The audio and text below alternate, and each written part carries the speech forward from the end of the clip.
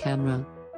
The camera on the iPad mini 4 is predictably the 8MP iSight camera we saw on the iPad Air 2. Back again, there's no need for it, of course, given that this is a tablet and therefore should never be used as a main snapper, but hey. There we go. I wrote in the iPad mini 3 review that taking a tablet to an event such as a wedding to capture images is never acceptable. And since then I've actually seen someone do just that. It made me sad. That said, I don't think Apple should ditch the camera. It has the potential to be a really useful tool when you add in the myriad apps that can do video analysis. For instance, runners can be monitored by coaches and then have their performance slowed down and checked out. The same with golf, tennis, swimming, basically anything that we couldn't easily see in slow motion before but can now.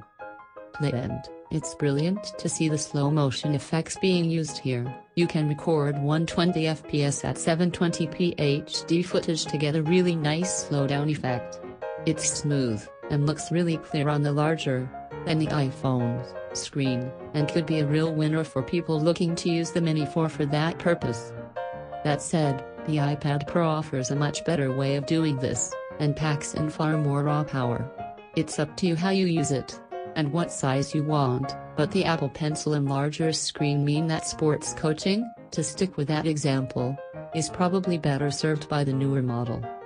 Using the camera on the iPad mini 4 is simplicity itself, which is what you would expect from a tablet photography app. The options are few, with the ability to turn on HDR mode pretty much the most advanced thing on offer, and the interface is kept nice and simple. The time-lapse function is a good thing to see again.